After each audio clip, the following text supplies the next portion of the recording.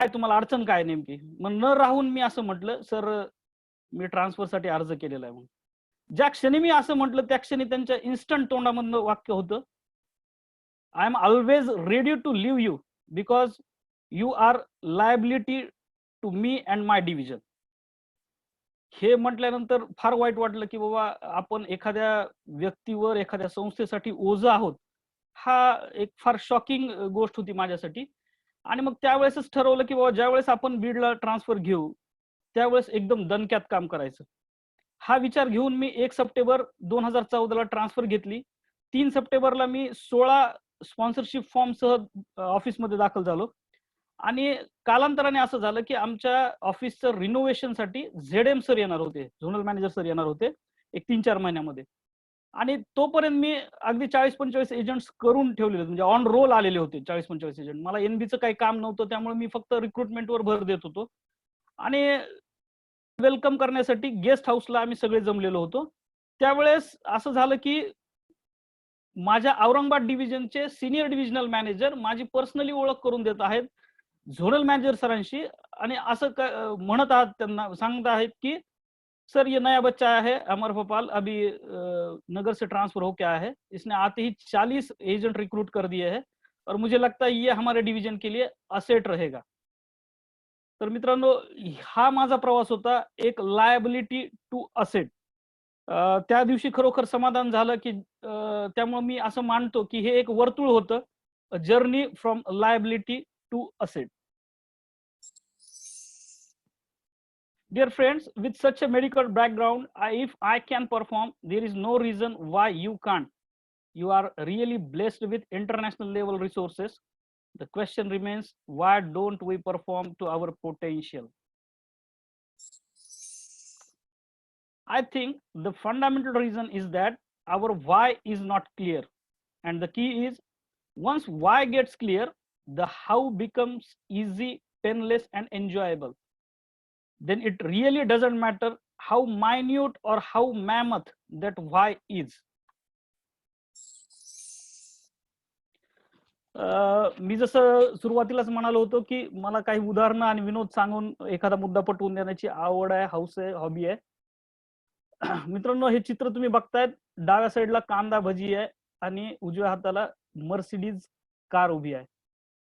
प्रत्येकाच्या आयुष्यामध्ये काही ना काही प्रेरणास्थान असतात, परंतु प्रेरणास्थान किती लहान जरी असली तरी ती एखाद्याचे आयुष्य घडवू शकतात.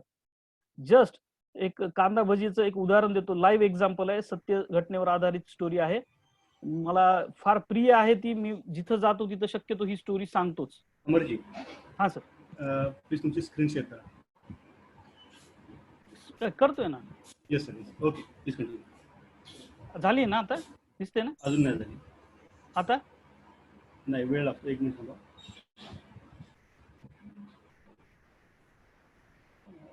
अजून नाही झाली. होय, एक मिनिट. येस, शेअर झालेली आहे आणि जितकं होईल तितकं हिंदीमध्ये बोलायचा प्रयत्न करा please. Okay. Yes sir, thank you. मला प्रवीणजी, जिथं मला उदाहरणं टिपिकल जे आहेत, चालेल, मिक्स चालेल. सॉरी, बघू शकताय तुम्ही screen? Yes sir. Yes. Left साइडला कांदा भजी दिसत आहेत आणि राईट साइडला मर्सिडीज गाडी दिसते. एखाद्याचं प्रेरणास्थान किती लहान असू शकतं किंवा किती मोठं असू शकतं याचं एक उदाहरण आहे. हे टिपिकल मराठीमध्ये आहे, मला जसं उमगलं तसं मी तुम्हाला ते सांगतोय. त्यामुळे अदरवाईज मी पुढे हिंदी करण्याचा प्रयत्न करेन. मित्रांनो, आमच्याकडे मराठवाड्यामध्ये भजी असा स्त्रीलिंगी उल्लेख नाही करत भाज्यांचा, भजे असा पुल्लिंगी उल्लेख करतात. त्याला अनुसरून मी आपल्याला म्हणू इच्छितो, की एक लहान मुलगा असतो, 7वीला असतो आणि तो शिक्षणासाठी एका शेजारच्या गावामध्ये जात असतो. नेहमी अपडाऊन करायचा तो बसने. हे अपडाऊन करत असताना एक मध्ये स्टॉप असतो, तुम्ही बघितलं असेल बऱ्याच वेळेस, तिथे आपल्याला नाश्त्याची व्यवस्था असते.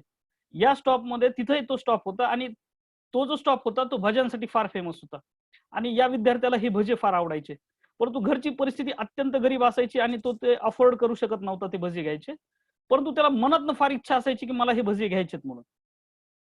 कालांतराने असं होतं की तो ऑब्झर्व करतो की मला हे आयुष्यात भजे मिळाले पाहिजे आणि मग त्याच्या असं लक्षात येतं रोज अपडाऊन मधनं की आपल्या बस मधला जो कंडक्टर आहे या कंडक्टरला रोज हे भजे फुकट खायला मिळत आहेत. मग आपण कंडक्टर झालं तर काय वाईट आहे? म्हणून तो विचार करतो की मला आयुष्यात काय व्हायचं तर कंडक्टर व्हायचंय. कालांतराने तो त्या कंडक्टर बरोबर दोस्ती करतो आणि त्याला सांगतो की साहेब मला तुमच्यासारखं व्हायचं, मला काय करावं लागेल? तर कंडक्टरची क्षणभर छाती फुगून येते आणि तो म्हणतो की अरे त्याच्यासाठी फार अभ्यास करावा लागतो, 10वी चांगल्या मार्काने पास व्हावे लागते वगैरे वगैरे. आणि मग तो 10वी या उद्देशाने पास होतो चांगल्या मार्काने की मला कंडक्टर व्हायचंय. मीनवाईल तो ज्यावेळेस 10वी पास होतो त्यावेळेस प्रचंड मेहनतीमुळे तो मेरिटमध्ये येतो. आजही खेडेगावातील पद्धत अशी आहे, की ज्यावेळेस विद्यार्थ्यांचा सत्कार असतो त्यावेळेस तो तहसीलदार मार्फत किंवा क्लास 1 ऑफिसर्स मार्फत असतो. तसं त्याचाही सत्कार त्या तत्कालीन तहसीलदार आहेत त्यांच्या हस्ते ठरवण्यात येतो आणि हा सत्कार मूर्ती असल्यामुळं काळजी म्हणून याला आदल्या दिवशीच त्या गावात बोलवण्यात येतं, जिथं तो शिकत असतो. आणि मग तिथं त्याला ऑब्झर्व्ह होतं, की अरे, जे माझे आदराचे स्थानं आहेत, ते सगळे आदर्श स्थान जे आहेत, गावातील सरपंच असतील, मुख्याध्यापक असतील, सर असतील, हे सगळे कुणासाठी मरमर करत आहेत, की उद्या जो गेस्ट येणार आहे आपल्याला, त्याची व्यवस्था करण्यासाठी मरमर करत आहेत. म्हणजे त्या व्यक्तीला कोण रिसीव्ह करणार आहे, त्यांच्या नाश्त्याची व्यवस्था कोण करणार आहे, त्यांच्या जेवणाची व्यवस्था कोण करणार आहे. आणि कळत नकळतपणे आतापर्यंत त्याच्या मनामध्ये जे बॅकग्राऊंडमध्ये असतं, किंवा नाही मला कंडक्टर व्हायचंय. आता थोडंसं त्याला एक क्युरिओसिटी वाटते, की उद्या जो येणारा माणूस दिसतोय तो थोडा कंडक्टरपेक्षा मोठा दिसतोय काय की. आणि असं करत करत दुसरा दिवस उजवडतो. तो बघतो की खरंच त्या व्यक्तीचा काय दरारा आहे, काय रुबाब आहे. तिथं त्याला मनातल्या मनात लक्षात येतं, की अरे इथं तर भजे तर आहेतच, परंतु मान पण दिसतो.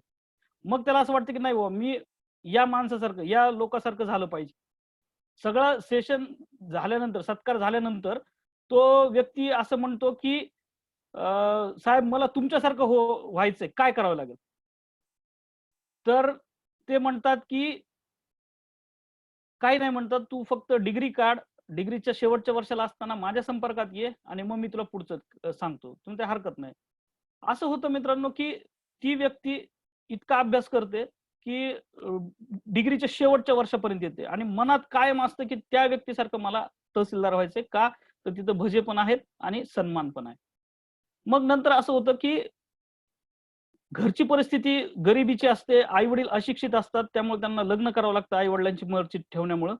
परंतु मनात एकच असतं, की मला त्यांच्यासारखं व्हायचंय. लास्ट इयरला येतात आणि त्या सरांना फोन करतात. ते सर एम-पी-एस-सीचं सगळं ए शिकवतात आणि सांगतात, की "बाबा असं एम-पी-एस-सी असतं, तू प्रिलिम कर, ऑप्शनल असे घे" वगैरे, वगैरे.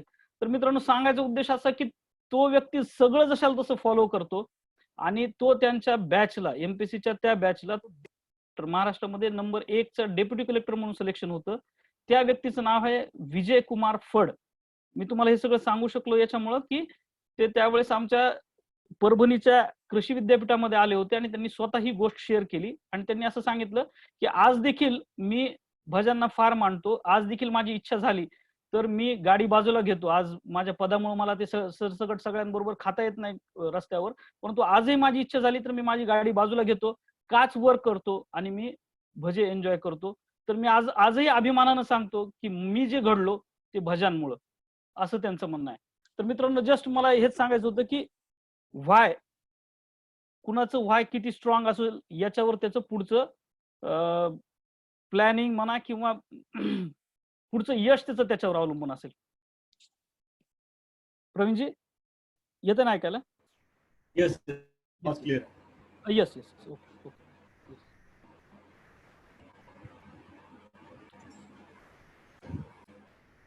अब आगे देखना है व्हाई टू रिक्रूट. सबसे पहले जब आपने अपनी खुद की ऑर्डर ली थी तो उसमें से पहला क्लॉज यही था कि अपनी ड्यूटी क्या है, to recruit, to train and to procure business. ये तो फंडामेंटल ड्यूटी है. Why to recruit? Let's check it out. Our fundamental duty first. Second, to encash tremendous vacuum in near future and positioning our sales. आप सभी लोगों को पता है कि आने वाले समय में बहुत ज्यादा वैक्यूम क्रिएट होने वाला है, क्योंकि बहुत ज्यादा डेवलपमेंट ऑफिसर्स रिटायर होने वाले हैं. तो हमें क्यों रिक्रूट करना चाहिए? इसमें हम अपनी पोजीशन खास तरह से बना ले, इसलिए अपने को रिक्रूट करना चाहिए. तीसरा मुद्दा है कि to cope with rising cost. आपको पता है कि एक ही कैडर है एलआईसी में जो बढ़ती सैलरी से कभी खुश नहीं होता, क्योंकि उसको पता रहता है जितनी सैलरी बढ़ेगी मेरी कॉस्ट उतनी बढ़ेगी, उतना प्रीमियम, प्रोपोर्शनेट प्रीमियम मुझे लाना पड़ेगा. चौथा मुद्दा है to maintain the life style. आपको पता है कि लाइफस्टाइल कैसे मेंटेन करनी पड़ती है। आपने देखा होगा कि हमें मोबाइल लेने के लिए अपनी आयु के साधारणतः 30-35 साल गुजारने पड़े, लेकिन आप अभी देखते हो कि अपना जो टीनेजर बच्चा है उसके पास भी अपने से ज्यादा मोबाइल उसको वो चाहता है वो मोबाइल लेना। तो लाइफस्टाइल ओवरऑल बढ़ गई है। नेक्स्ट पॉइंट है to minimize the impact of gradation. ये आप सभी लोगों को पता है कि ग्रेडेशन की वजह से हम अपने बास्केट में बहुत कम पैसा देख पाते हैं। दूसरा नेक्स्ट है not to face one pillar 10 team situation. बहुत बार आपने देखा होगा कि एक डीओ को ऐसा होता है कि उसका एक ही परफॉर्मर होता है और किसी वजह से अगर वो नहीं रहता है टीम में तो पूरी टीम नीचे आ जाती है। to avoid that awkward situation one has to recruit. Another is to have healthy competition amongst existing agents. आपने कई बार देखा होगा जब आप रिक्रूट करते हो तो जो एग्जिस्टिंग परफॉर्मिंग एजेंट है वो अनसिक्योर महसूस करते हैं और उनको लगता है कि सर के पास अगर इसका नए एजेंट का ज्यादा इंप्रेशन है तो वो सर अपने को देखेंगे नहीं, अपनी तरफ ध्यान भी नहीं देंगे, इसलिए वो भी थोड़ा अनसिक्योर होकर ज्यादा काम करने लगता है। अब ये तो हमने देख लिया कि वाई टू रिक्रूट। अब देखेंगे फिर हम क्यों नहीं कर पाते हैं। So why don't we recruit them. Number 1 is pseudo complacency. क्या है कॉम्प्लेसेंसी, क्यों आती है मेरे मन में? I have a quality team and I am happy with it attitude towards recruitment. Many a times we became too happy with this situation to recruit. बहुत बार अपने को लगता है बहुत कि मेरे पास बहुत क्वालिटी टीम है, मुझे अब रिक्रूटमेंट की क्या जरूरत है। लेकिन आपको पता है जब वो परफॉर्म कर रहा है तो ही ऐसा लगता है, लेकिन हो सकता है अगर अपना परफॉर्मेंस कम हो गया तो क्या मुझे जरूरत नहीं है रिक्रूट करने की। तो एक बात तो ध्यान में रखनी पड़ेगी कि ये अपने को मरते दम तक करना ही पड़ेगा, ठीक है। दूसरा रीजन है fail to deal with core duty. जैसे मैंने कहा कि अपनी कोर ड्यूटीज क्या है, सबसे पहले ड्यूटी तो है रिक्रूटमेंट, दूसरे train the agent and procure the business.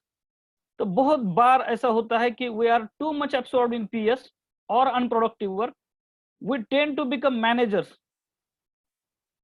if specify further it, we become super agent of our agents and unable to delegate the work.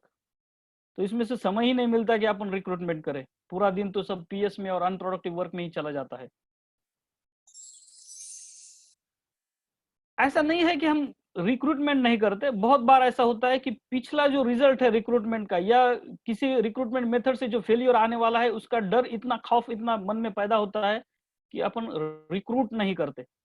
Failure at various stages of recruitment left a very bitter taste towards recruitment which in turn causes not to recruit further. मैं एक example देना चाहूंगा यहाँ पर। आपने Napoleon Bonaparte का नाम सुना होगा। नेपोलियन बोनापार्ट एक ऐसी शख्सियत है जिसका एक फेवरेट सेंटेंस है, इम्पॉसिबल इज नॉट इज, मेरे डिक्शनरी में इम्पॉसिबल वर्ड नहीं है, ऐसा उनका कहना था, बराबर है। तो इतने बड़े नेपोलियन, इतने महत्वाकांक्षी नेपोलियन, जब वो बहुत छोटे बच्चे थे, जब वो झूले में थे, तब एक बिल्ली ने उनको खरोच दी उनकी छाती पे, पैर मारा उनकी छाती पे। तो उस बिल्ली का खौफ उनको जिंदगी भर रहा, इतना रहा कि ये कितने महत्वाकांक्षी थे। जब ये स्कूल में थे तो वो मैप लेके राउंड करते थे और कहते थे कि ये जो एरिया है, ये जो जमीन है, ये मैं इतने साल का होने के बाद ले लूंगा, ये जमीन मैं इतने साल होने के बाद ले लूंगा। और वो टेरिटरी को वो जीत के लेते थे, इतने महत्वाकांक्षी थे। लेकिन ये बिल्ली का खौफ उनके दिल में हमेशा रहा, मरते दम तक रहा। उनकी जो आखिरी लड़ाई थी वो नेल्सन के साथ थी और नेल्सन इसको पता था कि उनकी कमजोरी क्या है। तो जब उनकी आखिरी लड़ाई थी तो नेल्सन ने अपनी सेना के पहले 111 बिल्लियों का जत्था पहले सामने कर दिया। जैसे नेपोलियन ने ये देख लिया तो उसने अपने सेनापति से कहा कि आज की लड़ाई मैं जीत नहीं सकता। तो मित्रों, यही होता है कि अपने को अपनी बिल्ली क्या है ये ढूंढना पड़ेगा कि क्यों मैं डरता हूं रिक्रूटमेंट से। Okay, fourth one is unaware of loss. कभी कभी अपन दूर की नहीं सोचते, कहते हैं ठीक है ये साल नहीं होगी रिक्रूटमेंट, अगले साल कर देंगे, अगले साल कर देंगे। लेकिन by the time we don't realise that one no increment और one decrement may lead to loss of at least 5 to 6 lakh rupees loss in long term. Ultimately it is the result of lack of recruitment. Okay.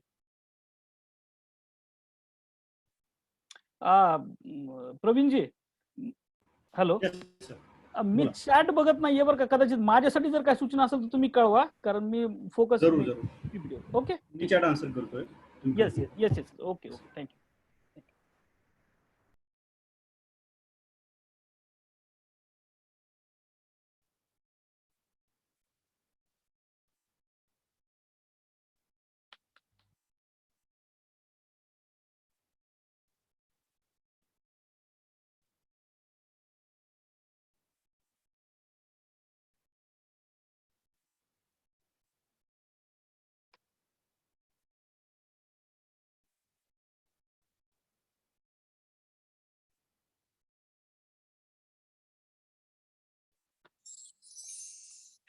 Fifth one is screen share आहे ना प्रवीण जी? Yes yes चालू आहे चालू. Okay, sorry, ठीक. Why don't we recruit? Fifth reason is attitude. Many a times our attitude is that this is not my cup of tea. Due to this attitude, many comrades are yet to be involved psychologically in this profession. ये मैं उनके बारे में कह रहा हूँ कि बहुत सारे यंगस्टर्स आते हैं और वो यहाँ पर तो फिजिकली प्रेजेंट रहते हैं, लेकिन मेंटली वो कॉम्पिटिटिव एग्जाम्स में रहते हैं. तो उन्होंने ये प्रोफेशन दिल से मतलब मन में ये रखा ही नहीं है कि अपने को इसमें आगे बढ़ना है. तो ये एटीट्यूड से काम नहीं हो सकता, रिक्रूटमेंट नहीं हो सकती. Sixth one is the delusion. क्या डिल्यूजन है? Today's good business prevails forever. This delusion makes many of us not to go for recruitment. It is highly dangerous. बहुत बार हमें ऐसा लगता है कि आज जो बिजनेस है वो ही चलता रहेगा, वही रहेगा आखिर तक, लेकिन ऐसा नहीं होता है.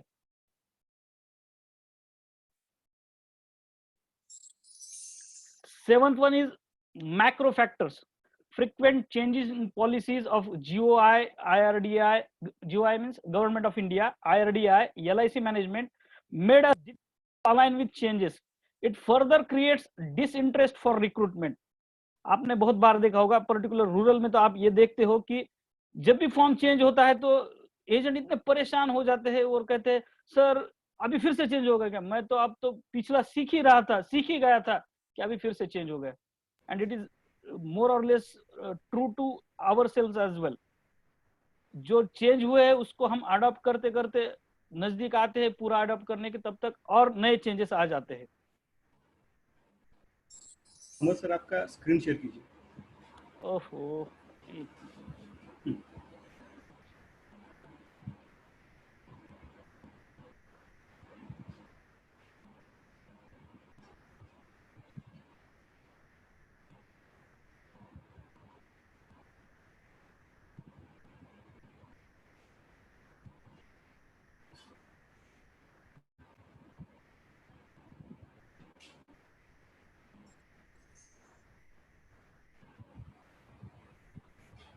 येस चालू झालं. हाँ, मैक्रो फैक्टर्स बताया मैंने अभी. और आठवां है lack of funds. For non-IB earners, it is very tough to raise funds, while for IB earners, it is very difficult to allocate separate funds for recruitment. ये मतलब पहेली है कि जो IB earner नहीं है वो कहता है कि मैं कैसे रिक्रूट करूं, क्योंकि मैं तो IB earner नहीं हूं, मैं सेपरेट फंड्स ही नहीं दे सकता, मेरे तो सिर्फ सैलरी है मेरे पास. और दूसरी बात यह है कि जिसको IB आता है वो भी कभी सेपरेट एलोकेशन नहीं करता है फंड्स, स्पेशली रिक्रूटमेंट के लिए.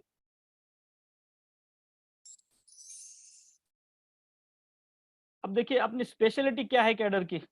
एक ही ब्रांच में हम ऐसे डीओ को देखते हैं जिसका IB है करोड़ में, और उसी ब्रांच में एक डीओ को देखते हैं जो उसकी कॉस्ट मेंटेन करने के लिए भी स्ट्रगल कर रहा है.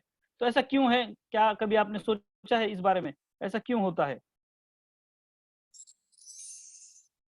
I think apart from money, fame and recognition, time, flexibility and freedom is the greatest strength of our cadre. but this is a boon for those whose why is clear and the biggest curse for those whose why is not clear. दोस्तों, जिसको पता है कि मुझे क्यों करना है, क्या करना है, वही आगे बढ़ सकता है, उसी को इस फ्रीडम का, जो फ्रीडम और फ्लेक्सिबिलिटी है अपने प्रोफेशन की, उसी का फायदा हो सकता है, दूसरे लोगों को नहीं। यानी जिसका गोल क्लियर नहीं है, व्हाई क्लियर नहीं है, उसके लिए ये सबसे बड़ा कर्स है। Now we come to what is the success formula for recruitment. आप सभी को पता है, सिर्फ इसमें एक दो लाइन मैंने ज्यादा ऐड की है। Clarity of why, you can say another, in another words, goal, ये तो होना चाहिए। बाद में है प्लानिंग, इसको अपन एक्शन में कैसे लाएंगे। उसके बाद एक्चुअल एक्शंस क्या लेनी है, और एक्शंस लेने में मैंने लिखा है recruitment methods, various recruitment methods मैंने लिखा है। तो जब भी कोई रिक्रूटमेंट मेथड होती है अपनी, तो उसमें अपने को रिव्यू और रिजल्ट देखना पड़ता है कि क्या आप रिव्यू करने का है अपने को बीच में, कि मैं जो कर रहा हूँ वो सही दिशा में जा रहा हूँ या नहीं, रिजल्ट क्या आ रहा है उसका, ये भी मुझे बार बार देखना पड़ता है। ये यहां तक तो सब आ जाते हैं, रिव्यू एंड रिजल्ट। उससे जो आगे के हो, मैं समझता हूं ये सबसे ज्यादा महत्वपूर्ण है। एक है सेल्फ टॉक और दूसरा है कमिटमेंट। तो सेल्फ टॉक के बारे में मुझे क्या कहना है, बहुत बार ऐसा हो सकता है कि अगर मेरा कॉम्प्लेसेंसी नेचर है, मान लो किसी रिक्रूटमेंट की मेथड से मैंने 10 एजेंट रिक्रूट कर लिए और मुझे मान लो खर्चा 5,000 आया, तो ऑन एन एवरेज आप देखोगे तो ये बढ़िया है। अगर इसके बाद मैं जब रिव्यू करता हूं और रिजल्ट लिखता हूं और मेरा सेल्फ टॉक ये हो जाता है कि बस मैं खुश हूं इसमें, तो ये मुझे फिर से रिक्रूटमेंट के लिए नहीं प्लान करने देगा। लेकिन अगर मान लो ये मुझे डिससेटिस्फाई करता है, या मेरा जो सेल्फ टॉक है ये अगर मुझे फिर से मेरी कमिटमेंट की ओर ले जाता है, तो ये बढ़िया रहता है, ये आपको और नई ऊंचाई पे ले जाता है। मैं और एक एग्जांपल देना चाहूंगा।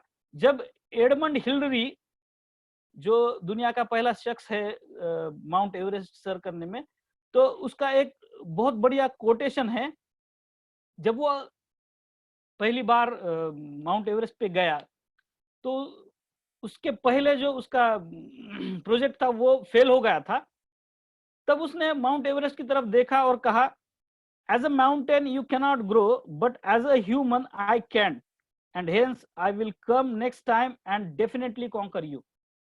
तो दोस्तों, मैं कहता हूं कि हम सभी ये करते हैं, ऐसा कोई बंदा यहाँ पर नहीं होगा जो रिक्रूटमेंट नहीं करता है, लेकिन ज्यादातर अपनी रिक्रूटमेंट एंड रिजल्ट पे ही खत्म हो जाता है। उसके बाद का जो सेल्फ टॉक है, कमिटमेंट है, और जो फिर से क्लैरिटी ऑफ व्हाई, या फिर से अपने गोल की तरफ जाना है, क्या कहे कि yes I can do it, अगर हुआ है तो अच्छा है मैं कर रहा हूं, और नहीं हुआ है तो I have to do it.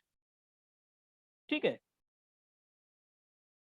Any questions यहां तक, अगर किसको समझ में नहीं आया है तो?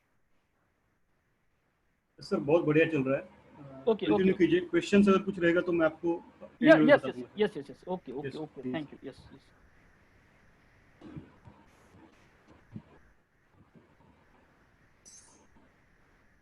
Now, important thing, dear friends, please always keep in mind that it's not the method but the thought clarity and your commitment behind it will determine the success of any recruitment method.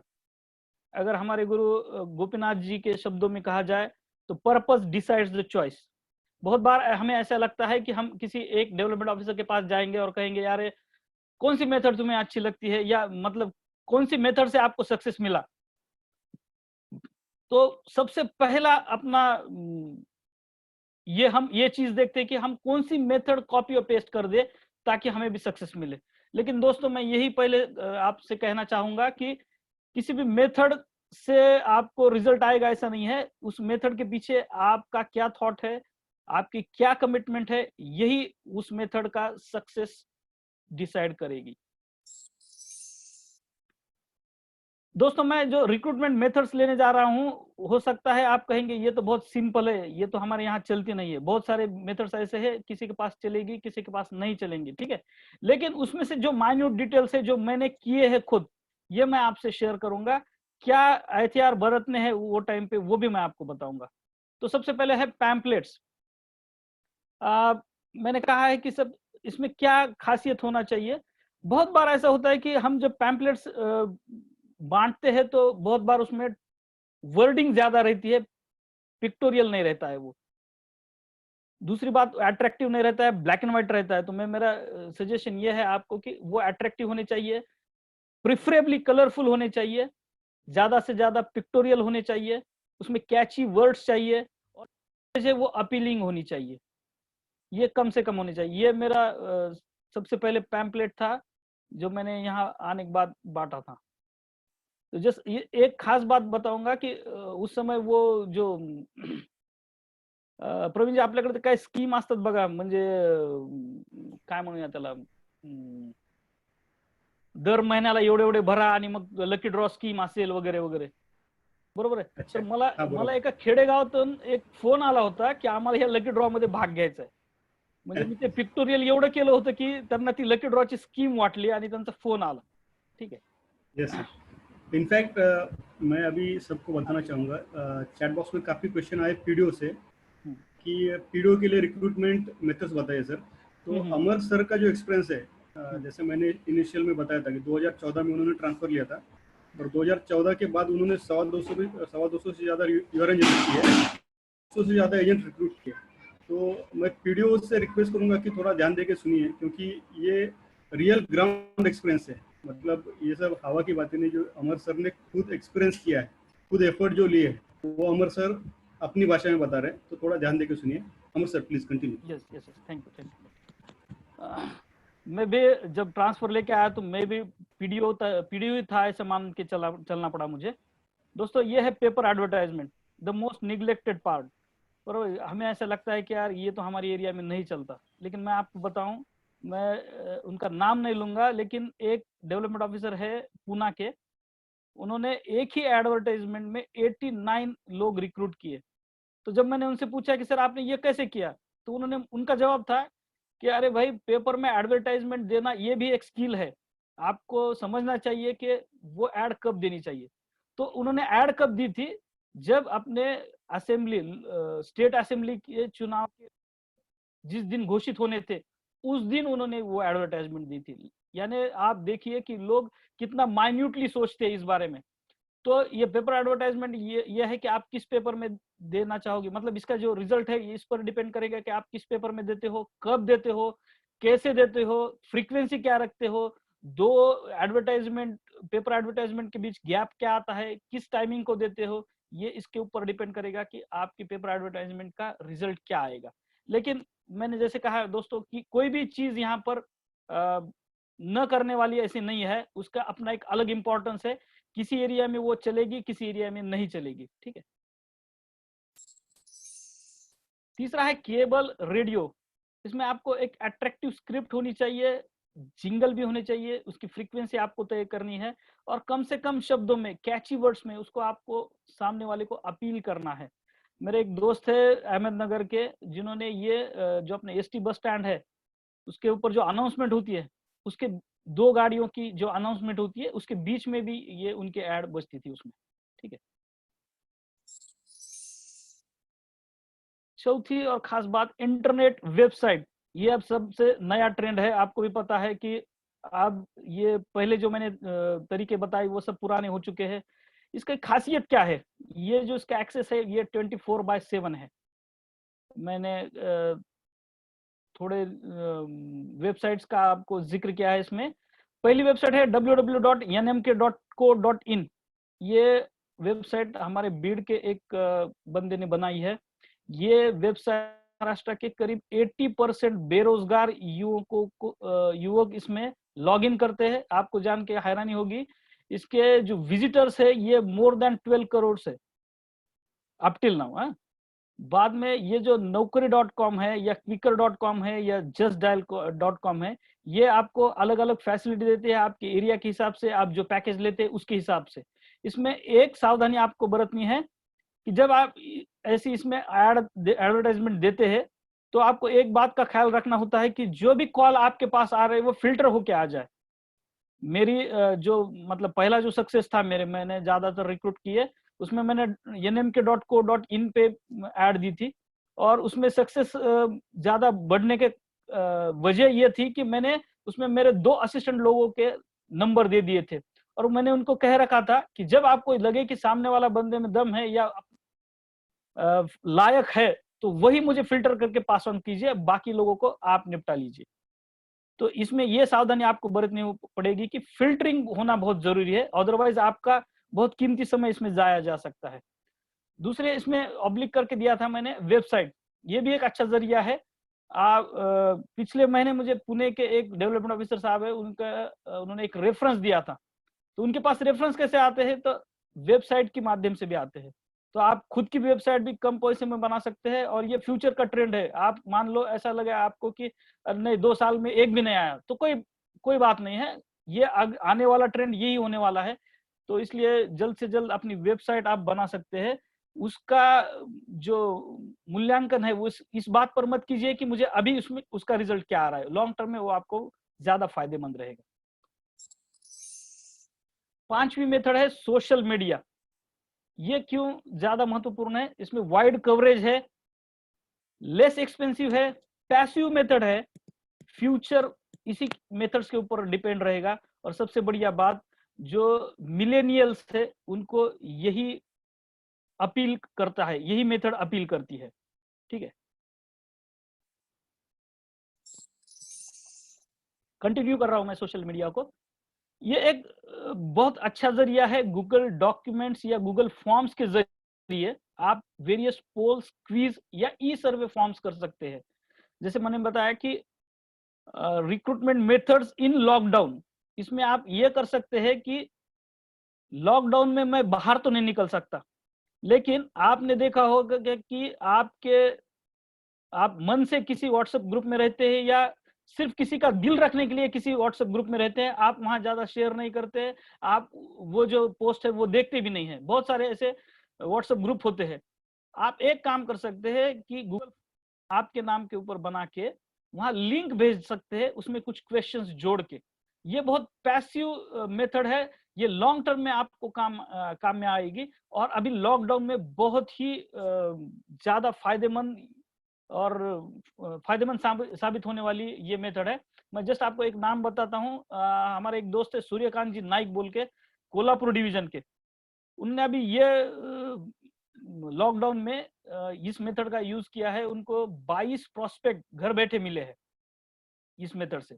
तो ये Google forms किस तरह के हो सकते हैं या उसमें आपका स्क्रिप्ट या कैसा होना चाहिए, तो ये देख लीजिए।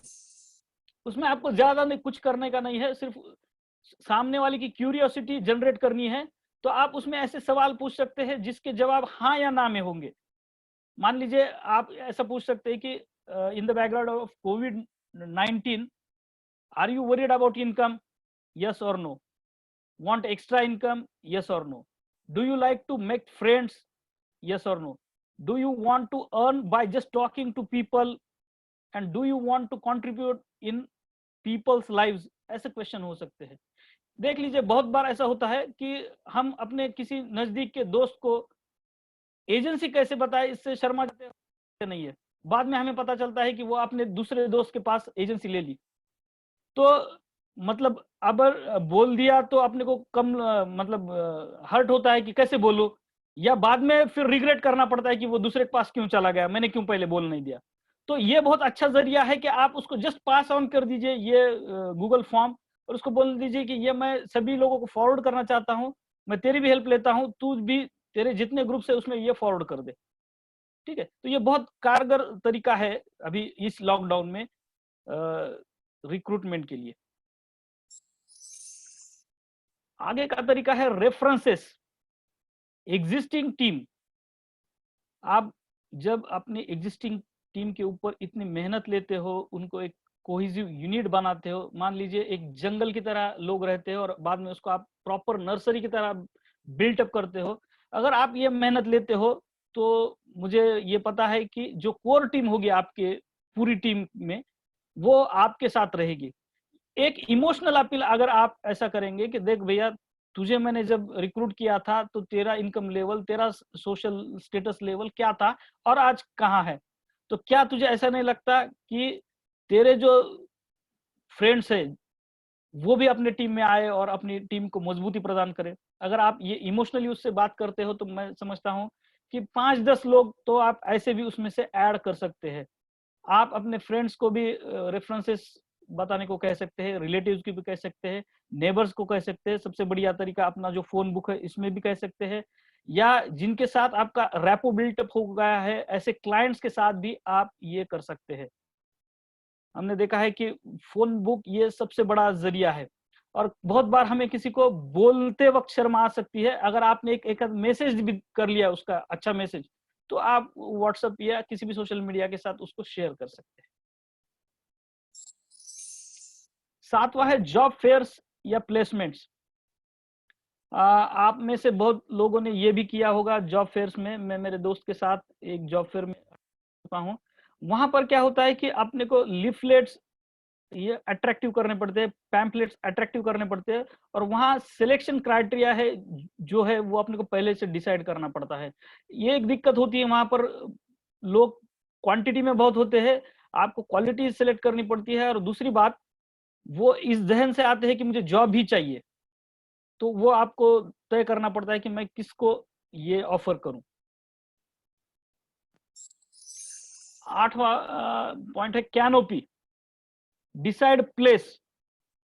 एक प्लेस आपको तय करना पड़ता है कि जहां ज्यादा से ज्यादा लोग इजीली एसेसिबल हो सके। बाद में है आप ये ग्रुप एक्टिविटी भी कर सकते हैं या इंडिविजुअल भी कर सकते हैं। कैनोपी तो एक्सटर्नल एक्टिविटी हो गई। बैक ऑफिस एक्टिविटीज में से क्या जोड़नी पड़ेगी आपको, इसमें डाटा कलेक्शन बहुत सारा करना पड़ेगा, सॉर्टिंग करना पड़ेगा, और फॉलोअप लेना पड़ेगा। बहुत बार ऐसा होता है कि अपने पास 100 नाम आ जाते हैं लेकिन उनको सॉर्टिंग और फॉलोअप ये नहीं हो पाता है, तो ये भी आपको करना पड़ेगा। 9वां है ऑर्गेनाइजिंग इवेंट्स। आप कॉलेजेस में एजेंसी एज अ करियर ये सेमिनार दे सकते हो, सेशन ले सकते हो, वर्कशॉप ले सकते हो। बहुत बार ऐसा होता है कि कॉलेज बोलने के बाद हम अपने मन में ये पक्का कर चुके होते हैं कि ये बच्चे हैं, इनको मैच्योरिटी नहीं है। लेकिन हमारे एक तयवाड़े साहब करके असिस्टेंट ब्रांच मैनेजर सेल्स थे, उनका बहुत क्लियर माइंडसेट था इसके बारे में। वो कहते थे कि जो बीकॉम के लास्ट ईयर के जो बच्चे हैं, और एवरेज, अपने को ज्यादा टैलेंटेड बच्चे नहीं चाहिए, जिनका परसेंटेज 55 के बिलो है, वो अपने अच्छे प्रोस्पेक्ट हो सके। तो दोस्तों मैं जैसे कहता हूं कि आपको हो सकता है ऐसा लगे कि ये तो बहुत चिल्लर मेथड है, ये इससे तो कुछ नहीं आएगा, लेकिन जो मैं बता रहा हूं, अगर आप ऐसा सोच के उसके बारे में अलग से सोचते हैं, हट के सोचते हैं, तो definitely it will give more result to you.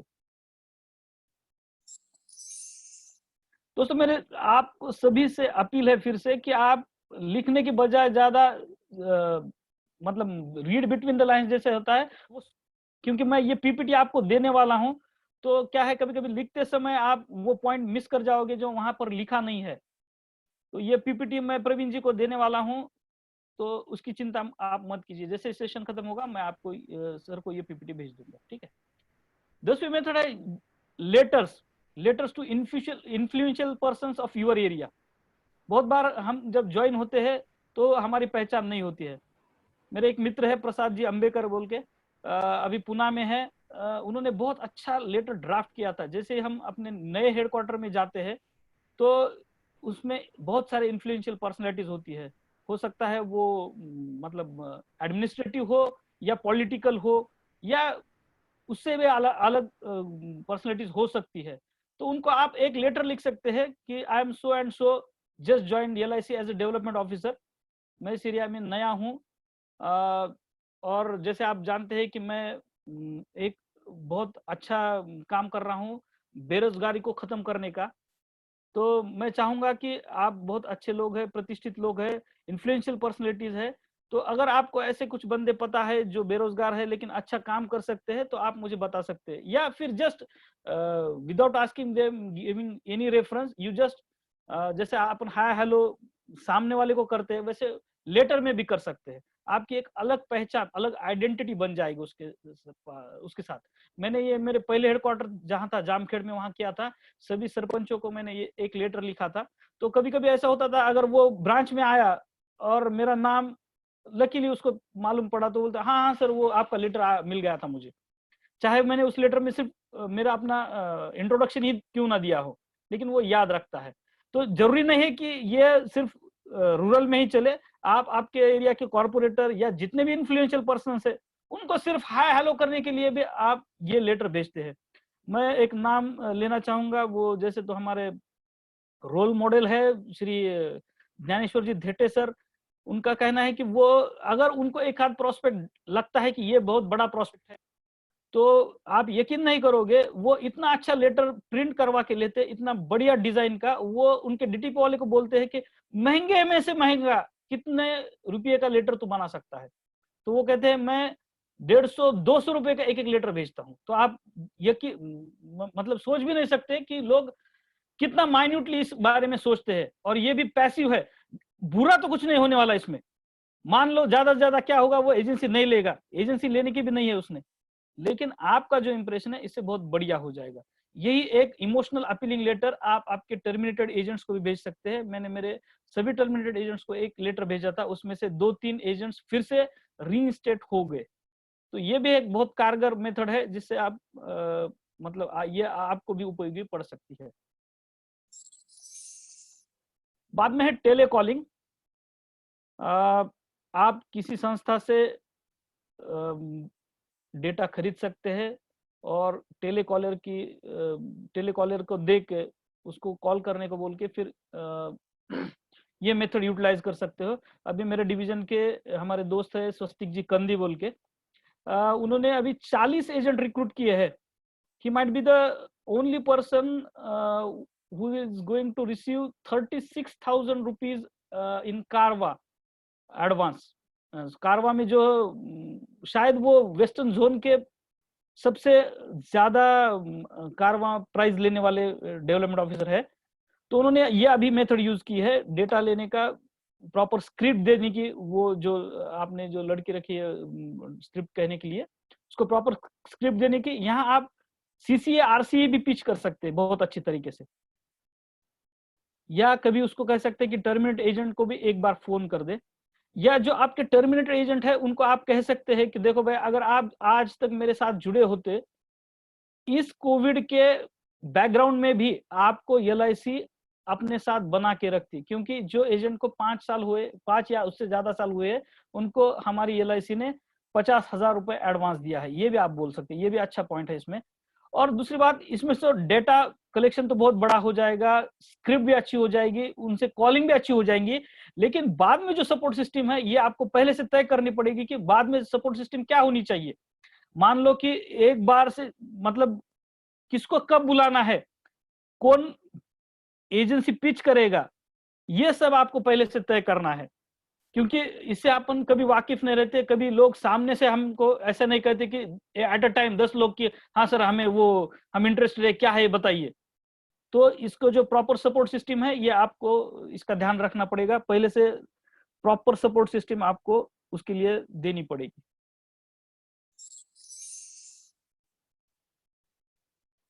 ये एक मेथड है कोल्ड कैनवासिंग। आपको पता है कि कोल्ड कैनवासिंग किसे कहते हैं? रैंडम जब आप किसी अनजान व्यक्ति के साथ रूबरू होते हैं तो उसको अपन कोल्ड कैनवासिंग कहते हैं। ये अर्बन में भी अलग तरीके से हो सकती है, रूरल में भी अलग तरीके से हो सकती है, और मेट्रो में सबसे अलग तरीके से हो सकती है। इसमें फिल्ट्रेशन बहुत इंपॉर्टेंट चीज है। बोहरा सर की एक खूबी है, वो बताते हैं कि ओटीपी और पासवर्ड आपको पहचानना पड़ेगा। तो बहुत बार आप अगर ये मेथड से चले गए तो with in 2 to 3 months you will be able to know that who is going to be a agent and who is not going to be an agent. मैंने मेरे दो दोस्तों के साथ, ब्रांच कलीग्स के साथ ये मेथड पिछले साल हम रैंडमली निकल जाते थे और किसी विलेज में जाके वहां पे इंपॉर्टेंट इंफॉर्मेशन गैदर करते थे कि ये विलेज की पॉपुलेशन क्या है, इसका मुखिया कौन है, ग्राम सेवक कौन है, या गांव में बेसिक इंफ्रास्ट्रक्चर क्या क्या है, मान लो कोई बैंक है या कोई पद संस्था है। तो इसमें से हम प्रोस्पेक्ट ढूंढते थे। करीबन 2-3 महीने में हम 3 लोग थे, अनुराग जी जैन और शिशिर जी धनवड़े। हम 3 लोगों में करीबन 3 महीने में, वो ज्यादा रेगुलर तो नहीं की हमने एक्टिविटी, लेकिन 3 महीने में पर हेड हमको करीब 14 से 15 एजेंट मिल गए इस एक्टिविटी से। और दूसरी खास बात है कि ये जो इस तरीके से जो एजेंट मिलते हैं वो ज्यादातर मतलब टर्मिनेट नहीं होते, क्योंकि आपने खुद इनको देख के अपने टीम में लिया है, आपने उनको खुद जचा है, इसलिए ये ज्यादातर सफल होते हैं, कारगर होते हैं। उसमें से मुझे एक एजेंट मिला था जिसने 8 लाख एनएसपी किया पिछले साल। तो रूरल में 8 लाख अच्छा माना जाता है, बहुत ज्यादा तो नहीं लेकिन ठीक है, अच्छा है।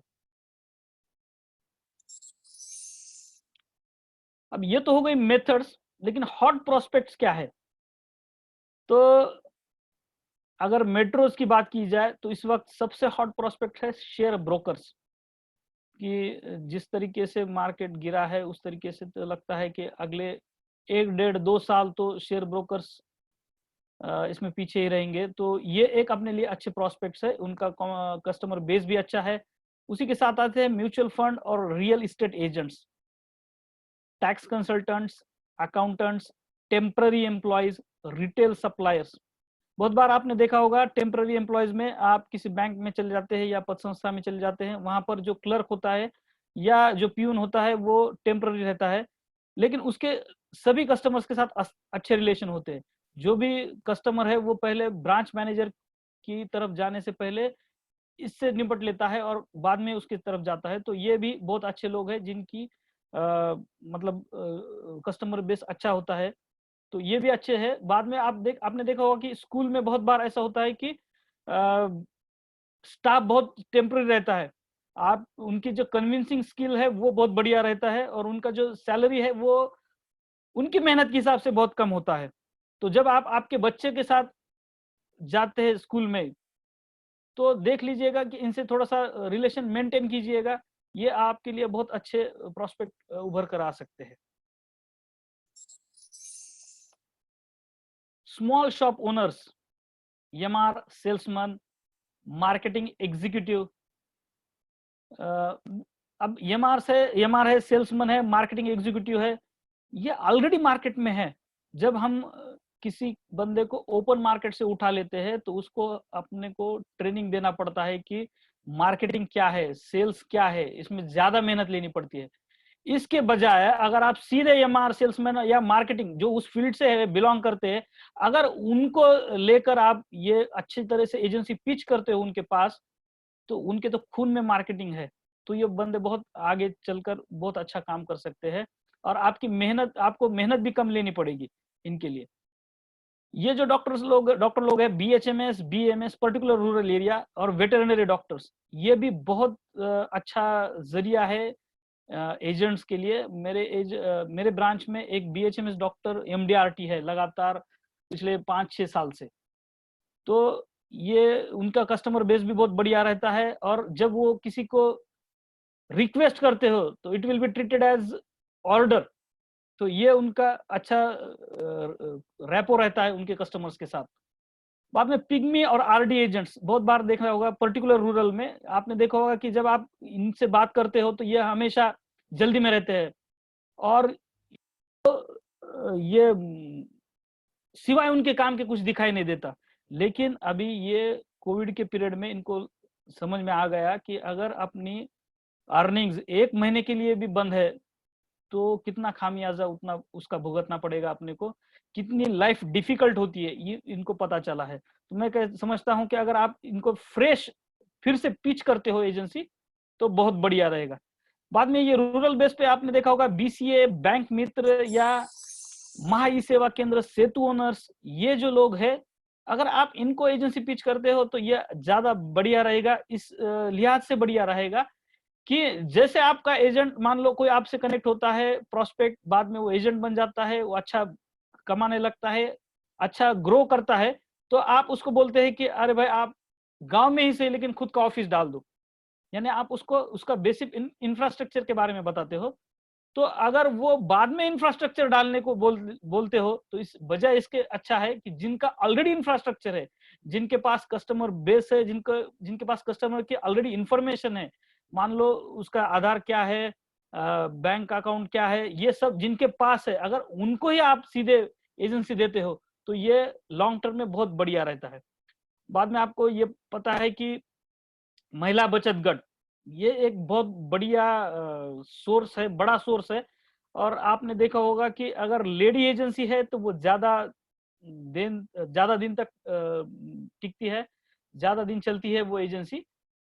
तो और बचत गट की वजह से उनका जो कनेक्शन है वो ग्रुप वाइज रहता है, और एक ग्रुप में कम से कम 15 या उससे ज्यादा लेडीज होती है। तो ये एक बहुत अनटैप्ड एरिया है। General insurance agents, reporters, housewives and students. बहुत बार आपने देखा होगा कि एक फैमिली में, एक आधी फैमिली में ऐसा होता है कि जेंट्स कहता है कि, मतलब मेल कहता है कि नहीं, तुझे सिर्फ घर का ही काम करना है। लेकिन अभी कोविड के बैकग्राउंड पे उसको आता है कि अरे और एक एक्स्ट्रा सोर्स हो इनकम का, तो वो बहुत ज्यादा फायदेमंद रहेगा। और आपने देखा होगा कि सिटी में बहुत सारे स्टूडेंट्स आते हैं, उनको उनके माँ बाप इकोनॉमिकल सपोर्ट नहीं कर सकते, लेकिन अगर आपको इसमें इनके बीच में अगर कुछ स्पार्क दिखे, कुछ प्रोस्पेक्ट अच्छे लगे, तो आप उनको भी अपना एजेंट बना सकते हो।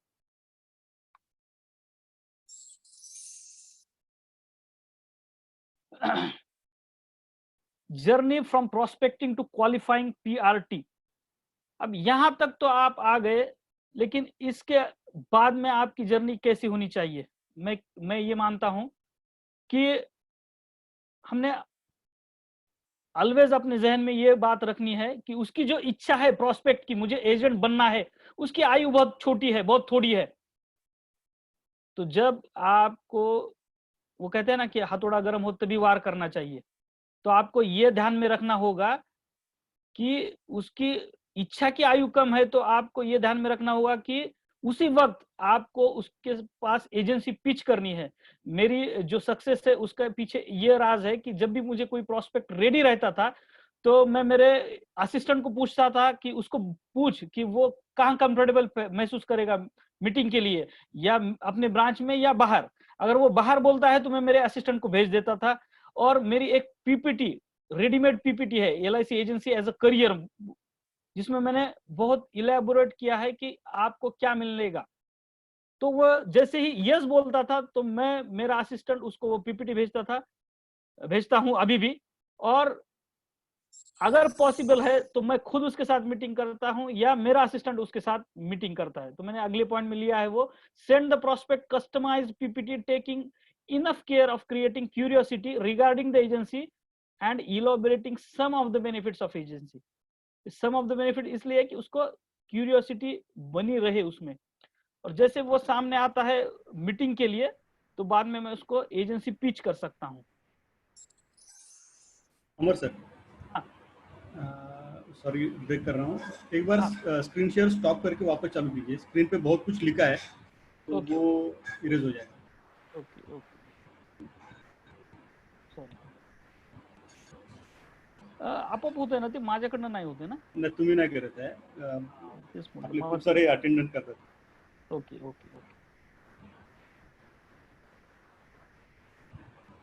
बॅग घेऊ परत? आता तुम्ही शेअर करा. नाही, बॅग घेऊ परत? बॅग घ्यायची गरज नाही, आता तुम्ही डायरेक्ट हे करा. Okay, okay, okay, okay. हां, झालं, क्लिअर झालं. Okay, meet the prospect at the earliest.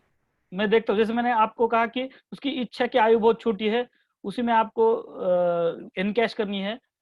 Take informal interview, आपको उसका इनफॉर्मल इंटरव्यू, आप एक बायोडाटा फॉर्म भी ले सकते हैं जो स्पॉन्सरशिप फॉर्म के साथ जोड़ सकते हैं। उसमें उसकी जो बेसिक इंफॉर्मेशन है आपको दिख जाएगी, उसकी बॉडी लैंग्वेज से आप अंदाजा लगा सकते हैं कि बंदा कितना सीरियस है। तो उसका अगला पॉइंट है, show the magic of passive income in form of renewal commission. If possible show him the form 16A of the topper agent of the branch. बहुत बार ऐसा होता है कि एलआईसी एजेंट की जो इमेज है उसके मन में, वो बहुत ज्यादा अच्छी नहीं होती है। तो वो खुद को भी उसी तरीके से जचता है कि जैसे मैंने मेरे गांव में देखा था वो एजेंट, वैसे मुझे भी काम करना पड़ रहा है। ऐसी एक ग्लूमी इमेज उसके मन में रहती है। तो जैसे आप उसको 16A फॉर्म दिखाते हो किसी परफॉर्मर एजेंट का ब्रांच में से, तो उसको ज्यादा विश्वास आ जाता है उस पर, और वो कनेक्ट होता है अपनी एजेंसी के लिए।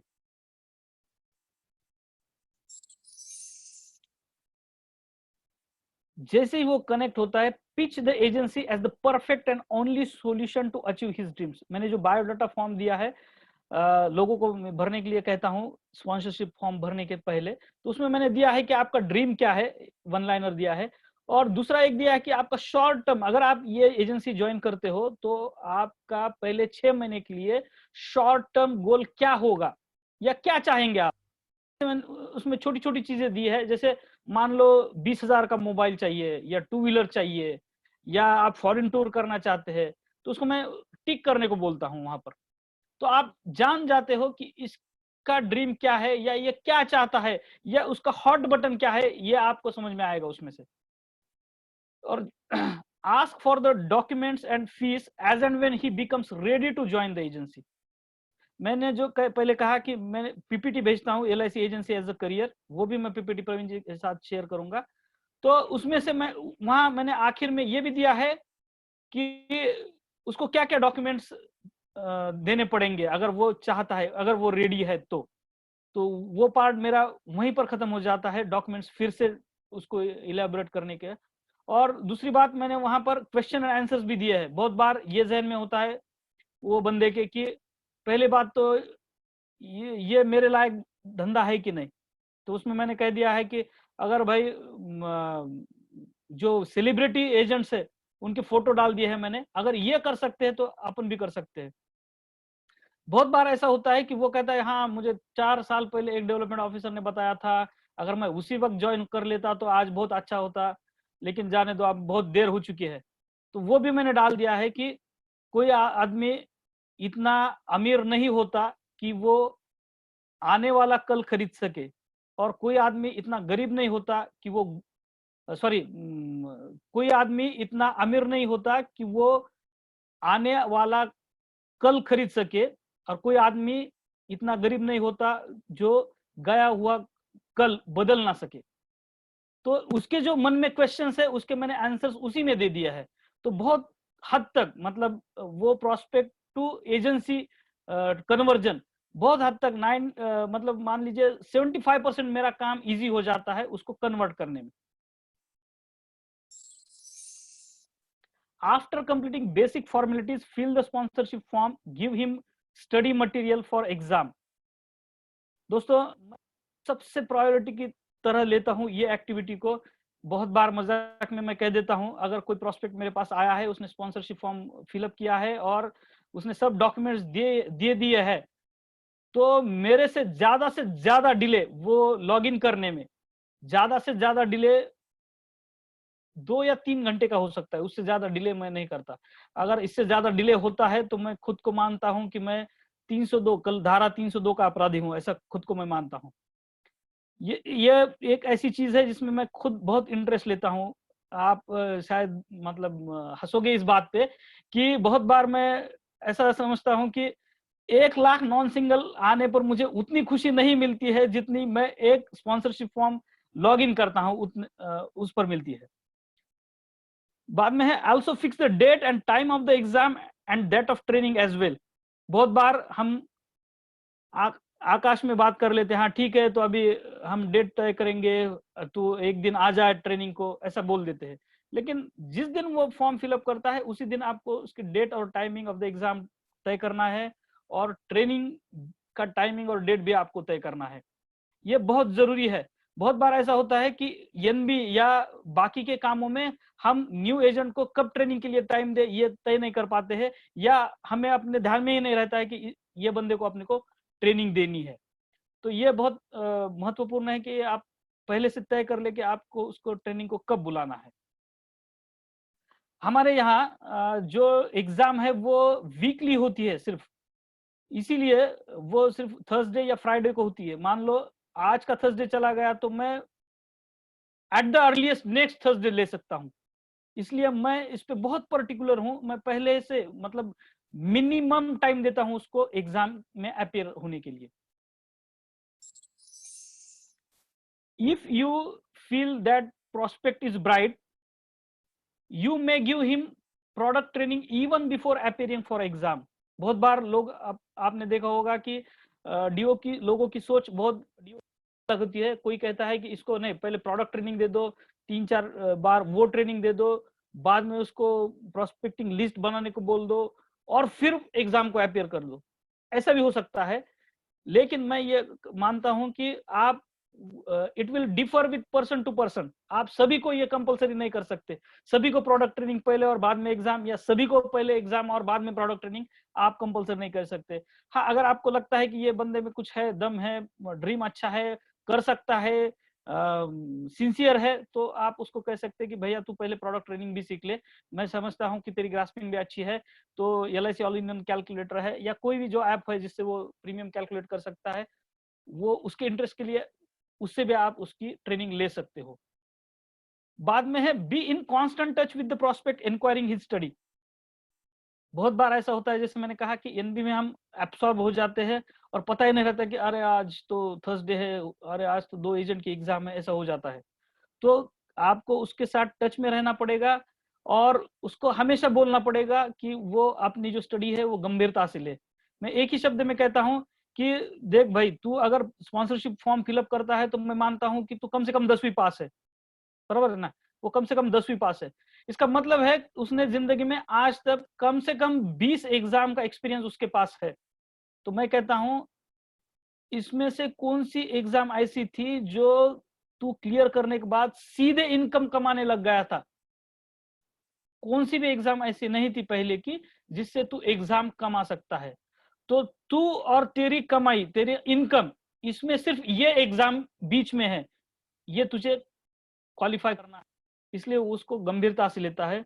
और जो मैं उसको ट्रेनिंग देता हूँ या मेरा बुक देता हूँ, तो इससे मुझे कॉन्फिडेंस है कि अगर मैं उसकी ट्रेनिंग लेता हूँ तो वो बराबर पास हो जाएगा। मुझे एक चीज शेयर करने में आपसे खुशी हो रही है कि मेरे पास पिछले साल एक लेडी एजेंट आई थी, जिसकी एजुकेशनल क्वालिफिकेशन थी उसकी, उसने मार्च 2019 में फॉर्म 17 भर के एसएससी एग्जाम कंप्लीट की थी। फॉर्म 17, जिनकी पढ़ाई कंटिन्यू नहीं रहती है उनको फॉर्म 17 दे के एसएससी पास करनी पड़ती है। उसकी एग्जाम थी 4 बजे और मैं उसको 2:30 बजे तक पढ़ा रहा था, दोपहर के 2:30 बजे तक मैं पढ़ा रहा था। और ऐसे मैंने पूछ लिया, मुझे लगा कि ठीक है उसको एग्जाम तो डिफिकल्ट हो जाएगी, लेकिन कम से कम उसको माउस का तो नॉलेज होगा, कैसे क्लिक करना है। तो मैंने 2:30 बजे उसको पूछा, माउस तो क्लिक करने आता है ना? तो उसने जवाब दिया, नहीं नहीं सर, मुझे माउस भी पता चलाना नहीं आता। तो फिर मैंने लैपटॉप मंगवा के उसको माउस कैसे चलाना ये आधा घंटे सिखाया। तो वो लेडी ने 19 मार्क्स लेके एग्जाम क्लियर कर दी। तो मुझे ये कॉन्फिडेंस है कि अगर मैं उसको 1 घंटे भी पढ़ाता हूँ, 1-1.5 घंटे भी पढ़ाता हूँ, तो वो उसमें क्वालिफाई कर जाएगा। तो वो ज्यादा दिक्कत नहीं है मेरे लिए। I used to give my own book, IC38 made easy and colorful, which is concise to merely 30 A4 size colorful pages, enabling passing ratio of more than 90%. Concise material boosts his confidence of passing the exam. आप just मन में सोच लीजिए, एक बंदा है जो कुछ कर नहीं पाया बाकी जगह, वो आपके पास आया है या फिर वो कॉम्पिटिटिव एग्जाम दे रहा है, और जब आप उसको 450 पेजेस का IC38 थमाते हो तो उसके मन में क्या होगा? वो तो मन ही मन यही सोचेगा ना कि सर मैं इतना अगर टैलेंटेड होता तो स्टेट सिविल सर्विसेज आराम से पास नहीं हो सकता था क्या? आपके पास क्यों आया? तो जो ये कंसाइज मटेरियल है उसको मैं साइकोलॉजिकली जीत पहले से कि देख भैया तुझे ये सब 30 पेजेस पढ़ने हैं, उसमें से भी जो शॉर्टकट है वो मैंने दे दिया है, उसमें क्या करना है, ठीक है? One should practically acquaint prospect with proposal form, FPR, policy document, NB underwriting, claims, loan, surrender, policy servicing. It will have 2 benefits. बहुत बार होता है कि हम उसको बोलते हैं तू ये किताब रख ले और पढ़ ले और मुझे मत डिस्टर्ब कर, लेकिन ऐसा नहीं है दोस्तों। अगर आप उसको बताएंगे, आपको पता नहीं है शायद, अगर आप मराठी में एग्जाम दे रहे हो, अदर देन इंग्लिश लैंग्वेजेस में एग्जाम दे रहे हो, तो कितनी दिक्कत है। वो एजेंट को 2 फ्रंट्स पे लड़ना पड़ता है। एक तो बेसिक उसको इंश्योरेंस क्या है, बीमे की परिभाषा में समझना पड़ता है, और दूसरी बात है जो उसका ट्रांसलेशन हुआ है वो बहुत पुअर हुआ है। जस्ट आप एक एग्जांपल मैं बताता हूं आपको। टिंज रहते हैं किसी भी शब्द के, बहुत बार 1, 2, 3 टिंज रहते हैं। जैसे मान लो प्लेटफॉर्म शब्द है तो उसका एक मीनिंग है फिजिकल प्लेटफॉर्म, जहां पे रेलगाड़ियां आती जाती है, उसको भी हम प्लेटफॉर्म कहते हैं। अब मान लो ये जो है जूम प्लेटफॉर्म जो मुंबई 3 ने आज क्रिएट किया, इसको भी हम प्लेटफॉर्म कह सकते हैं, लेकिन उसकी मीनिंग टिंज अलग है। बेसिक तो मीनिंग वही है। तो ये जो टिंज है वो प्रॉपर ट्रांसलेट नहीं हुई है। मैं मराठी में बोलता हूं तो आपको ज्यादा समझ में आएगा। आपल्याकडे इन्शुरेबल इंटरेस्ट असा शब्द आहे, तर त्याचं मराठी ट्रान्सलेशन काय म्हणतो आपण, विमाहित, ते त्यांनी नंतरच्या ट्रान्सलेशन मध्ये केलं विमा करण्यायोग्य स्वारस्य, म्हणजे इतकं लांबलचक केलं, विमा करण्यायोग्य स्वारस्य. ठीक आहे, हे पण समजतंय. मित्रांनो तुम्हाला म्हणजे तुम्हाला सांगायला मला आश्चर्य वाटतंय की आता जर तुम्ही ट्रान्सलेशन बघितलं मराठी मधलं, तर विमित व्याज आहे. इंटरेस्टला त्यांनी व्याज हा शब्द दिलाय. इंटरेस्टचा अर्थ व्याज आहे, पण तो कुठं व्याज घ्यायचा आणि कुठं रस घ्यायचा हे समजलं पाहिजे ना. मग आपल्या एजंट ज्या वेळेस ते बघतो पहिल्यांदा हादरूनच जातो की ही भाषा कोणती है। और आपने बहुत बार देखा होगा कि कितने भी टैलेंटेड आपका एजेंट क्यों ना हो, अगर आप उसको पूछते हैं कि भैया कौन से क्वेश्चन आज आए थे जरा बता देना, अगर वो फेल हो गया तो पहले ही बताता है। जो फेलियर का रीजन है वो आप पे ढकलता है और वो कहता है कि सर आपने जितना पढ़ा है उसमें से कुछ भी नहीं आया। क्यों कहता है ऐसा? क्योंकि वहां की जो लैंग्वेज है वो प्रॉपर ट्रांसलेट नहीं हुई है और उसको दो फ्रंट्स पे लड़ना पड़ रहा है। एक तो बीमे की परिभाषा अंडरस्टैंड करनी पड़ रही है और ये जो ट्रांसलेशन हुआ है, अच्छा ट्रांसलेशन नहीं हुआ है, ये प्रॉपर ट्रांसलेशन नहीं हुआ, उसके साथ भी लड़ना पड़ रहा है। तो ये उसका जो संघर्ष है ये कम से कम हो, उसका इमेजिनेशन कम से कम हो, इसलिए आपको उसको ये बताना पड़ेगा कि प्रपोजल फॉर्म क्या चीज है। और इसमें आप थ्योरी और प्रैक्टिकल भी कोरिलेट कर सकते हो। कैसे कोरिलेट कर सकते हो? जब आप प्रपोजल फॉर्म में नॉमिनी का नाम लिख रहे हो तो आप क्या कौन सा प्रिंसिपल का यूज कर रहे हो? Insurable interest, principle of insurable interest. आप ऐसे थ्योरी और प्रैक्टिकल में जब उसको कोरिलेट करके सिखाते हो तो इसके दो फायदे हैं। क्या दो फायदे हैं मैंने आगे बताया है। Firstly, it will immensely help in solving applied questions asked in the examination, and secondly, there will be no need to deal freshly with it after passing the examination. अगर आपने उसको पहले ही बता दिया कि नॉमिनेशन का महत्व क्या है, without nomination policy log in नहीं हो सकती, तो जब वो पास हो जाएगा तब आपको ये नहीं पूछेगा कि सर इसने नॉमिनी नहीं बताया, चलेगा क्या। ये दूसरी बात कह रहा हूं। और पहली बात, अगर कुछ अप्लाइड क्वेश्चंस पूछे जाते हैं एग्जाम में तो he will be in a better position to answer it than normal agent who is prepared theoretically only. Okay.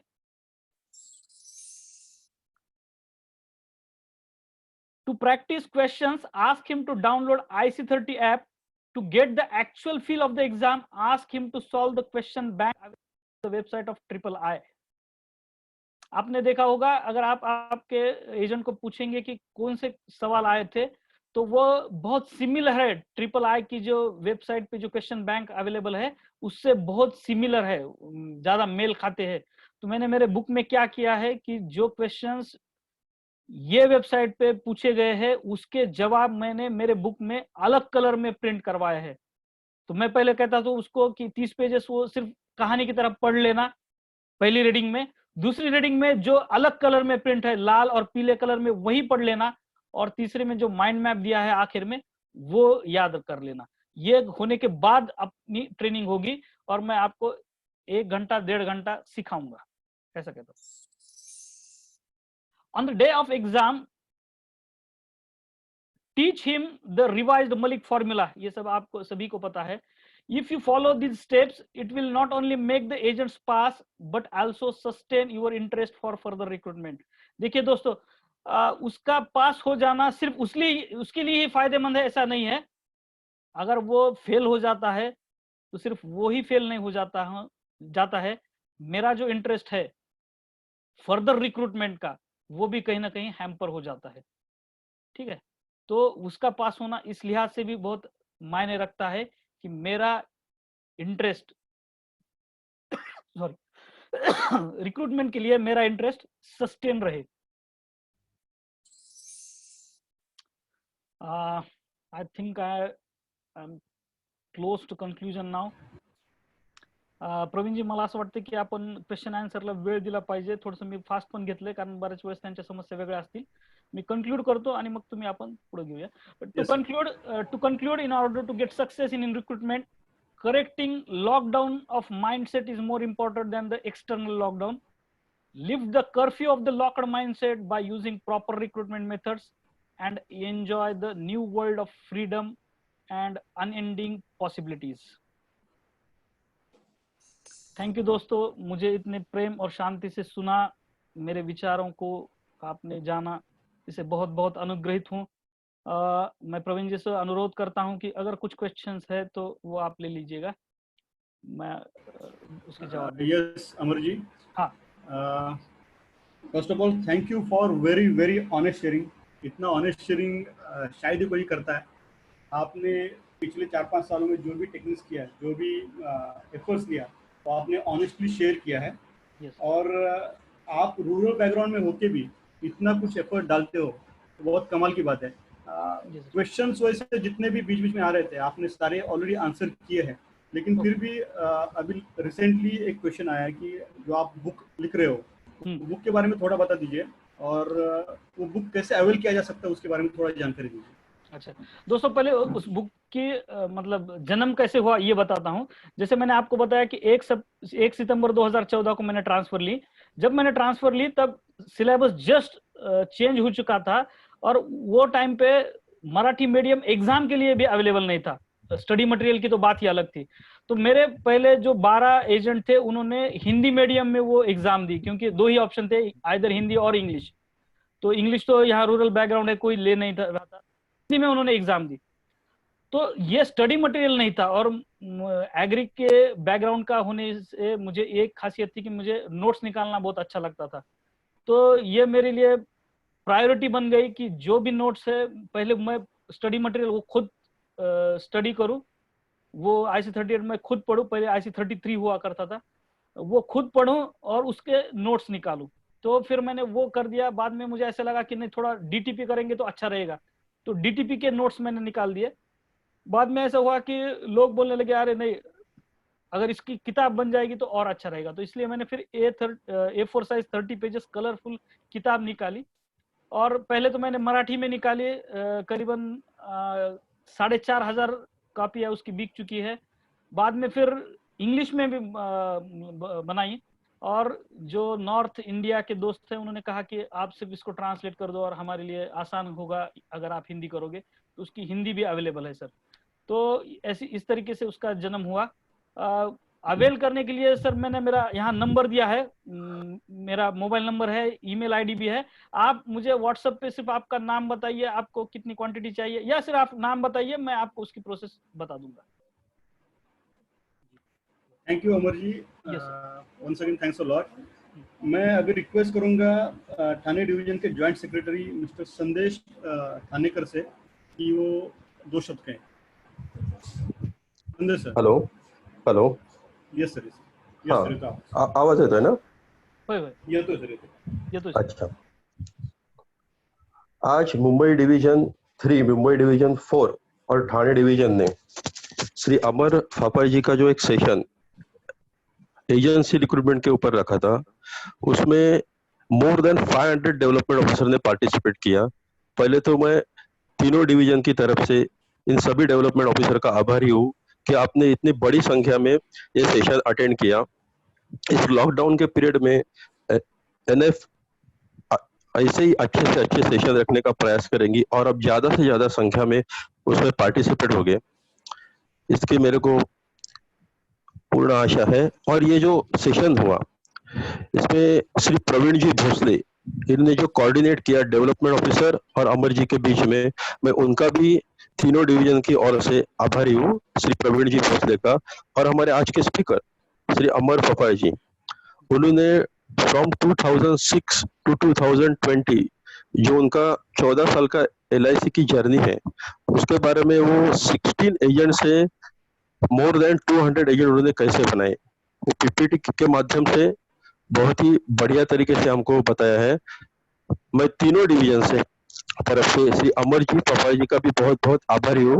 Once again I very much thankful to Shri Praveen Bhosale, all development officer from Thane Division, Mumbai Division 3, Mumbai Division 4, and Sri Amarji Papa sir. Okay, thank you. Yes sir, thank you sir, thanks lot. Yes, sir. Friends, मैं आप सबको प्रवीण जी, बताना चाहूंगा। Yes sir, yes sir, sorry sir, तुमचं होऊ द्या, मला फक्त एक संधी द्या शेवटी। बोला बोला बोला। हाँ, तो मैं भी मेरी तरफ से सभी का बहुत बहुत शुक्रगुजार हूँ। आप सभी लोगों ने इतना मुझे सराहा, अच्छा लगा मेरी पीपीटी और मेरा प्रेजेंटेशन आपको अच्छा लगा, इससे बहुत बहुत थैंक यू। आपके मतलब ये भी आने लगे हैं मैसेजेस और व्हाट्सएप भी आने लगे हैं। मैं आपको प्रवीण जी के पास मैं ये भी पीपीटी दे रहा हूँ, और जैसे मैंने कहा कि LIC agency as a career, मैं सभी से रिक्वेस्ट करूंगा कि ये आप मैं पीपीटी भेजता हूँ ताकि आप आपके कस्टमाइज करके आप तैयार रख सके, और वो आप ट्रांसलेट भी कर सकते हैं, आप खुद की ब्रांडिंग भी कर सकते हैं। क्योंकि क्या है कि ये सबसे महत्वपूर्ण कड़ी है, prospect and conversion his conversion into agency. अगर आप ये पीपीटी रखते हो तो आपके कष्ट बहुत कम हो जाएंगे। तो मैं वो भी पीपीटी प्रवीण जी के पास देता हूं, आप वो ले लीजिएगा, ठीक है? जी जी Amar ji, thank you very much. शायद ही कोई इतना ट्रू शेयरिंग करता है। Great great, thank you sir. It's my privilege Praveenji, मी तुम्हाला जस्ट मराठीत सांगतो, मला आता ह्या भावना मला हिंदीमध्ये नाही व्यक्त करता यायच्या, परंतु पुणे मुंबईकरांची पहिल्यापासूनच एक आदरयुक्त भीती माझ्या मनामध्ये होती. आणि मित्रांनो, बऱ्याच वेळेस असं आम्ही चेष्टेने म्हणायचो काय तू काय स्वतःला पुणे मुंबईत समजतो काय, का त्यांच्या पुढे काय, असं म्हणायचो. आणि खरं म्हणजे नगरमध्ये एक सेशन होतं किरीट शिंगाडा सरांचं, आणि त्यांनी त्यावेळेस एक वाक्य म्हणाले होते, म्हणजे खरा मी स्वतःला फार भाग्यवान समजतो, मी तुमच्या समोर बोलू शकतोय. त्यांनी एक वाक्य म्हटले होते की सक्सेस आपके लिए क्या है, किरीट शिंगाडा सरांनी विचारलं होतं. तर प्रत्येकाने वेगवेगळ्या व्याख्या सांगितल्या. तर मैं अगर मैं मुंबई का आदमी आपके सामने बात कर रहा हूं, जब कोई नगर का आदमी बोलने के लिए मुंबई आ जाएगा तो उसको मैं सक्सेस कहते हैं. तर मला या अर्थाने खरं म्हणजे किरीट शिंगाडा सरांचंही स्मरण होते की मी खरोखर मला स्वतःला फार भाग्यवान समजतोय की मी इतक्या लोकांपुढे मी बोलू शकलो, माझे विचार मांडू शकलो. बऱ्याच जणांना त्रास झाला माझ्या मराठीचा, पण हरकत नाही, मी माझ्या भावना ज्या ज्या ह्याच्यात मला बेस्ट व्यक्त करता येतील त्या आपल्याला, त्यामुळे मी पीपीटी इंग्लिशमध्ये तयार केली की मला छान प्रकारे ते बोलता येईल. आणि मी तुम्हाला सांगतो की मला खरंच मुंबईची एवढी धास्ती आणि भीती आहे की मी स्वतः एकटा कधीही मुंबईला आजपर्यंत आलेलो नाहीये. इतकं म्हणजे माझे मित्र जे आहेत अनुरागजी जैन, मी गोपीनाथ सरांचे सेशन करताना पण मी त्यांच्या बरोबरच नेहमी येतो. आणि या सगळ्या जर्नीमध्ये माझे ऍग्रिकॉस मित्र असतील, त्याचबरोबर माझा जो ग्रुप आहे सुपर 30चा, आणि माझी टीम जीवन उत्सव नावाची टीम, यांचा पण फार मोठा हातभार आहे. माझ्या आई वडिलांचा, दुर्दैवानं माझी आई आता उद्या 1 वर्ष होते तिला जाऊन, तर माझ्या आईचा, माझ्या परिवाराचा पण फार मोठा सहभाग आहे. त्यांच्याशिवाय मी आज तुमच्या समोर उभा राहू शकलो नसतो. त्यामुळं ईच अँड एव्हरी मेंबर जे कोणी माझ्या पाठीशी आहेत, माझ्या सुखदुःखात, त्यांचा आणि आपल्या सर्वांचा मी पुनश्च खूप खूप आभारी आहे. धन्यवाद. Thank you Amar ji, thanks for sharing. Friends, इस सेमिनार का जो भी स्लाइड्स है आपके साथ शेयर किया जाएगा, इसका रिकॉर्डिंग भी हमारे पास है, तो रिकॉर्डिंग भी सबके साथ शेयर किया जाएगा। और आज के सेमिनार में 2 बार 500 के ऊपर पार्टिसिपेंट हो गए थे, तो नेक्स्ट टाइम से कोशिश कीजिए कि थोड़ा जल्दी लॉगिन कीजिए, तो आप पार्टिसिपेट कर पाएंगे। Thank you, thanks a lot Amar ji, thanks again. Yes, और आज का मीटिंग यहीं पे समाप्त कर रहे हैं। Thank you, thanks lot. Thank you sir, thank you.